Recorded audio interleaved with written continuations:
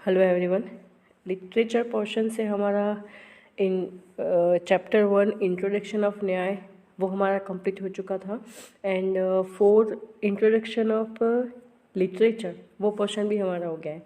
Now today I am starting छंद परिचय, it means poetic matter, right. Introduction of poetry matter, उसमें 5 छंद है और सभी आपके आने हैं, कोई भी स्किप नहीं हुआ है। लिटरेचर में महर्षि बाण और एक और कवि है जिनका स्किप हुआ है, but introduction of poetry matter, poetic matter, उसमें से कुछ भी आपका कोर्स कट ऑफ नहीं हुआ है।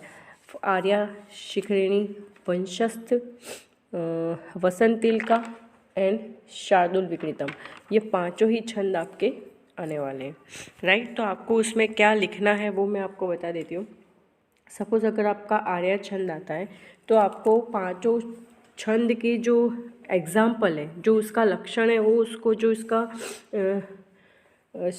मीन्स उसकी पहचान जो है वो आपको याद रखनी है। सपोज़ आपका आता है कि आर्या छंद पे आप उसका इंट्रोडक्शन दीजिए, तो what we you have to write, यस्या प्रथमे पादे 12 मात्रा तथा तृतीय अपि 18 द्वितीय चतुर्थ के 15 सा आर्या। ये श्लोक आपको कंपल्सरी लर्न होना चाहिए, आपको मगअप करना है, राइट। क्यों मगअप करना है? क्योंकि उसका मीनिंग आप इजीली लिख सकते हैं। यानी इस श्लोक का मतलब ये होता है कि यस्या मीन्स जिसके, दोज, जिस श्लोक में, ये सब आपको लिखना, क्या क्या लिखना है वो मैं आपको बता दे रही हूँ। ये तो आपको कंफर्म लिखना ही लिखना है, अदरवाइज आपको मार्क्स नहीं मिलेंगे। बट इसको एक्सप्लेन कैसे करना है वो आपको समझना है, राइट। इस श्लोक का मतलब ये होता है कि इस श्लोक में, यानी कि जहाँ जहाँ पर जिन जिन श्लोक में आर्या छंद होता है, अब छंद और अलंकार की पहचान करना आपको नहीं सीखना है, राइट। कहाँ पे होता है, कैसे होता है, इतना डीप में और डिटेल में जाने की ज़रूरत नहीं है, क्योंकि वो आपके एग्ज़ाम में भी नहीं आएगा, इसलिए मुझे यहाँ पे उसको सिखाने की भी ज़रूरत नहीं है। बट ये जो है आपका, इसको, ये जो श्लोक है उसको आपको एक्सप्लेन करना है। तो कैसे करना है कि जिसके प्रथम, यानी कि ये प्रथमे पादे लिखा है ना, तो प्रथम और तृतीय, यानी कि जिसकी फर्स्ट और थर्ड लाइन में, ठीक, 12 मात्रा, 12 मात्रा का मतलब होता है 12, यानी कि जिसकी फर्स्ट और थर्ड लाइन में 12 मात्रा होती है। क्योंकि अगर आप ये श्लोक लिखेंगे तो इसके बाद आप उसको एक्सप्लेन भी तो करेंगे। सो आपको दिमाग में इस श्लोक का मीनिंग पता होना चाहिए ताकि आप उसको एक्सप्लेन कर सकें। तो जिसके पहले और तीसरी मात्रा में, सॉरी लाइन में 12 मात्रा यानी 12 लाइन्स होती है।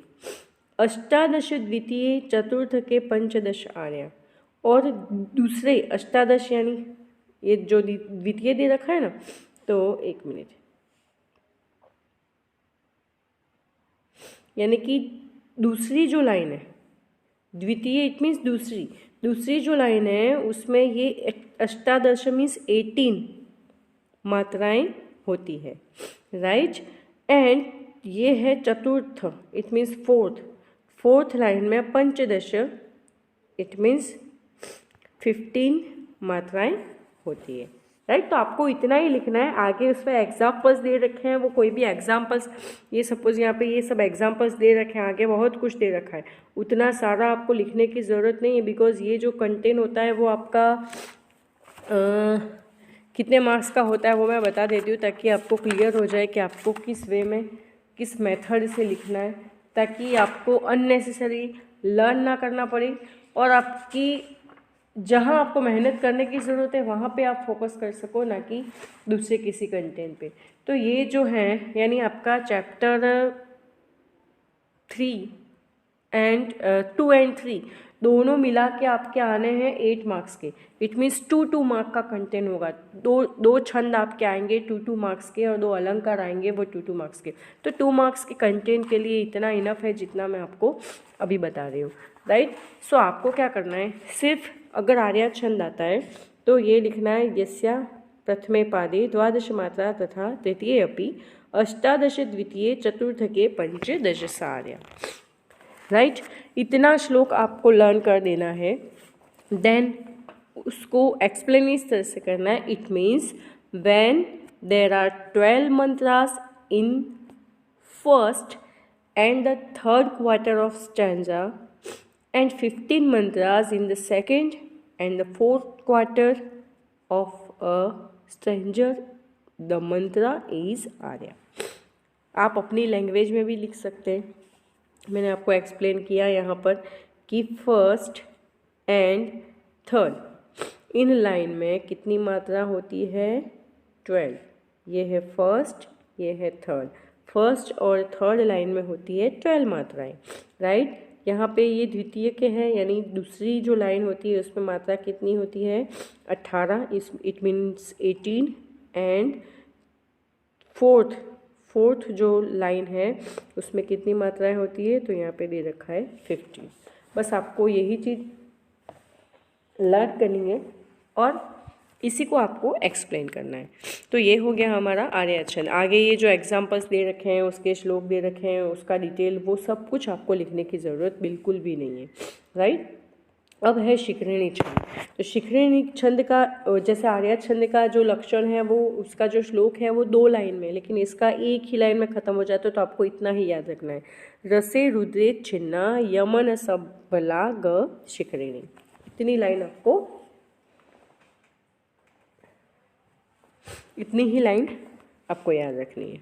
राइट, सो ये आप लिखेंगे। अगर शिखरिणी छंद आ गया तब उसका लक्षण मीन्स उसका जो मीनिंग है, लक्षण को हम बोलेंगे इंग्लिश में मीनिंग, तो उसका मीनिंग आप लिखेंगे। ये वाला सेंटेंस आप कंप्लीट संस्कृत में लिख देंगे। Then what you have to write, तो इस श्लोक में शिखरिणी में आपको सिर्फ इतना लिखना है, there are totally 17 letters. Right, कितने लेटर्स, 17। देर यहाँ पे दे रखा है 17 लेटर्स। एक्चुअली गुजरात मैंने हमेशा बोलती हूँ, ये हमेशा मुझे रिपीट करना पड़ता है कि ये जो टेक्स्ट बुक है वो इंटरनेट जो अवेलेबल है वो गुजराती में। So here are total 17 letters. Then what you have to write, there are totally 17 letters and so it is Shikrini meter. Here there is pause after 6 letters and then a pause after 11 letters। यानी कि ये जो शिखरिणी छंद है आपका, right, तो इसमें total 17 letters है, लेकिन जब 11, इसमें ऐसा बताया पोज का मतलब कि 11 लेटर जब पूरे हो जाते हैं या उसको कंप्लीट कर देते हैं हम जब, तो उसके बाद रुक जाते हैं, यानी स्टॉप आता है। उसके बाद फिर से हम जब छंद में लिखते हैं तो 6 लेटर हम फिर से लिखते हैं। अब वो कौन से लेटर से ख़त्म होता है, कौन से लेटर पे हम पहचानते हैं, वो आपको सीखने की या समझने की ज़रूरत नहीं है। आपको सिर्फ ये चीज़ मगअप करके ही लिखनी है कि अगर शिखरिणी छंद आया तो उसका ये मीनिंग लिखना है, उसका संस्कृत में जो उसका लक्षण है वो लिखना है। Then you have to write that means इसका इंट्रोडक्शन, ये जो श्लोक, ये जो सेंटेंस लिखा है तुमने, उसका इंट्रोडक्शन लिख देना है। तो वो किस तरह से लिखोगे कि there are totally 17 letters and so it is shikharini. Right, here there is a pause after 6 letters and then a pause after 11 letters. That's it. इतना ही आपको लिखना है, उससे ज़्यादा यहाँ पर ये जो कुछ भी दे रखा है उसको समझने, सीखने या लर्न करने की कोई भी ज़रूरत नहीं है, क्योंकि आपका ये जो कंटेंट है वो सिर्फ 2 मार्क्स का होगा और 2 मार्क्स के लिए आपको इतना ही समझना है, क्योंकि ये ही मेन है। राइट, जैसे वंशस्थ छंद है, तो वंशस्थ में आपको ये वाला सेंटेंस लिखना है, जतो तु वंशस्थ मुदीरितम जरो। इसका ये जो लक्षण है वो ये है, जतो तु वंशस्थ मुदीरितम जरो। अब यहाँ पर ये जो एग्जाम्पल्स दे रखे हैं, ये सब कुछ दे रखा है, उसको आपको नहीं लिखना है।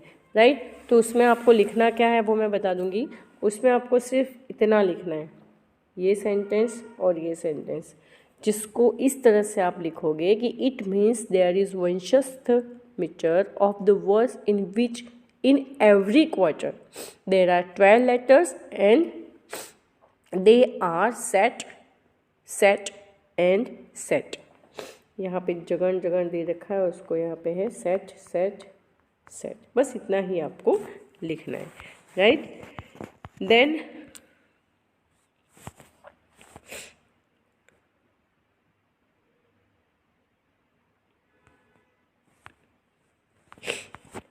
ये देखिए, wait, excuse me, okay, right. Then vasanta tilaka, तो वसंत तिलका का लक्षण है उगता वसंत तिलका तपजा जगोगा।